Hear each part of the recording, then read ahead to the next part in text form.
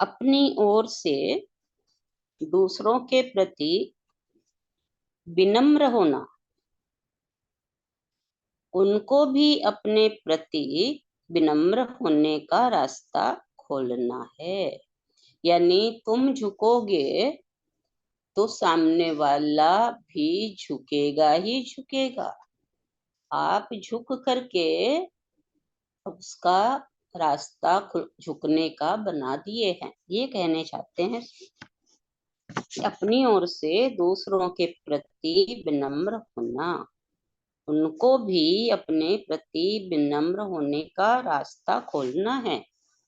बड़े बुजुर्ग हों तो पांव छू लें, बराबर का है तो हाथ मिला लें, अपरिचित है तो दूर से ही सही खड़े खड़े हाथ जोड़ लें। अगर बड़े बुजुर्ग हैं तो पांव छूकर बाद में बात करिए, इसमें शर्म मत रखिए। आजकल लोगों को पांव छूकर प्रणाम करने में बड़ी शर्म आती है। जाति आपकी कोई भी हो, गोत्र आपका कोई भी हो, लेकिन भीतर से सारे लोग शर्मा जी बन गए हैं। मतलब बताओ, शर्मा जी बन गए हैं। कौन बोलेगा शर्मा जी बन गए का भाव क्या है? कोई नहीं बोल पा रहा। माँ माँ, शर्म आती है, मतलब पाँव छूने में, झुकने में अपने आप हाँ, को छोटा महसूस करते हैं कि शर्मा जी, मैं कि शर्म आती है ना, इसीलिए शर्मा जी बन गए। शर्मा जी जैसे ब्राह्मण बन गए हैं कि मतलब अपने आप को ही ऊंचा बड़ा समझते हैं। ब्राह्मण नहीं, शर्मा जी यानी शर्म आने लगी ना, शर्म आने लगे, हाँ। इसलिए शर्मा जी बोलते, शर्म आने लगी इनको। सब शर्माते हैं बड़ों के पांव छूने में। काहे की शर्म भाई? गुटखा खाते समय शर्म नहीं आती?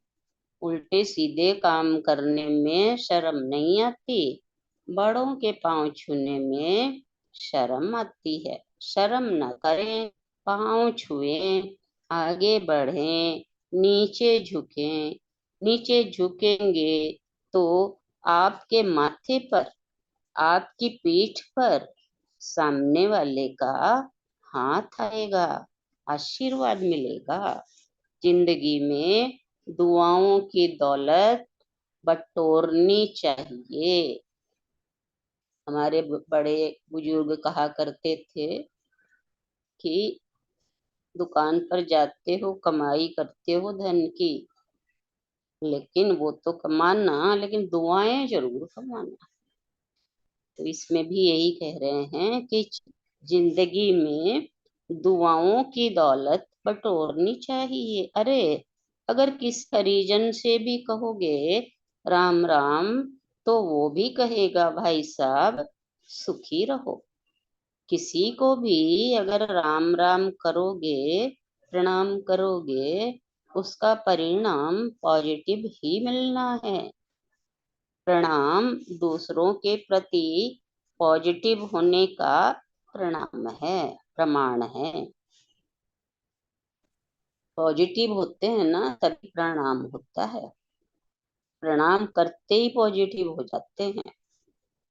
प्रणाम का परिणाम सदा आशीर्वाद ही होता है, याद रखें सभी।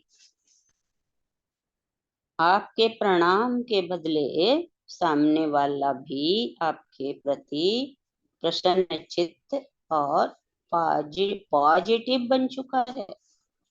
कहते हैं महाभारत के युद्ध में जब युद्ध की घोषणा हो गई तो युधिष्ठिर ने कहा ठहरिए, मेरे रथ को बीच प्रांगण में ले आइए। और जैसे ही बीच में रथ लाया गया, उन्होंने अपनी जूती खोली, हथियार रखे और शत्रु सेना की तरफ नंगे पैर निकल पड़े। पांडवों में खली बली मच गई। हमारे राजा नंगे पैर शस्त्र रखकर क्या आत्मसमर्पण करने जा रहे हैं? दुर्योधन भी चौंका कि ये युधिष्ठिर क्या कर रहा है, सामने आ रहा है, क्या घबरा गया है, युद्ध करने से पहले ही हिल गया, अनेक बातें सोच रहा है दुर्योधन।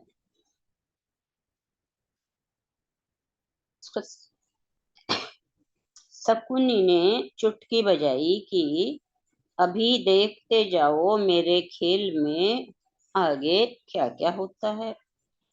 दाद दूंगा युधिष्ठिर को कि वह आगे बढ़ता गया और सबसे पहले भीष्म पितामह के पास पहुंचा।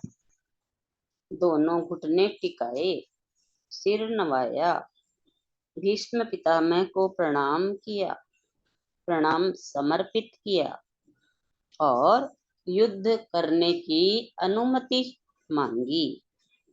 पितामह युधिष्ठिर की विनम्रता और सद्व्यवहार से अभिभूत हो उठे। हाथ अपने आप ऊपर उठा और प्रसन्न चित्त होकर कहा, विजयी भव। आशीर्वाद, विजयी भव। युधिष्ठिर ने फिर गुरु द्रोणाचार्य के पांव छुए, प्रणाम किया। गुरु ने कहा, चक्रवर्ती भव। कृपाचार्य ने भी प्रणाम के बदले ऐसा ही आशीर्वाद दिया। दुर्योधन हिल गया, क्रोध में तमतमाते हुए कहा, लड़ तो रहे हैं आप मेरे पक्ष से और विजय की कामना कर रहे हैं अगलों के लिए। भीष्म पितामह ने कहा, मूर्ख, अगर ये युधिष्ठिर मेरे सामने न आता तो मैं अपने हाथों से इसका वध करता, पर इसने प्रणाम करके चिरायु होने का वरदान मुझसे प्राप्त कर लिया है।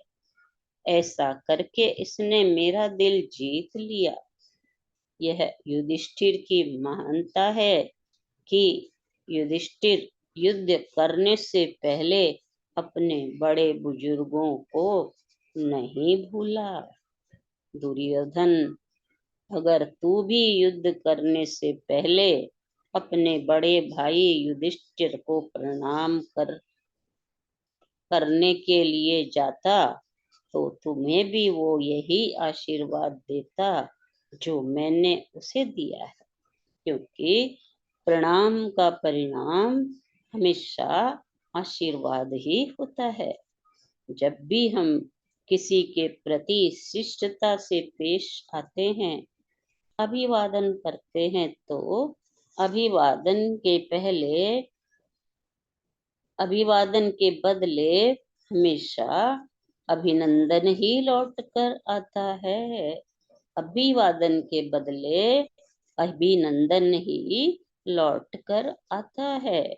बोलना बाद में है, पहले मुख मुद्रा ठीक कर लीजिए, उसके बाद प्रणाम कीजिए, अभिवादन कीजिए।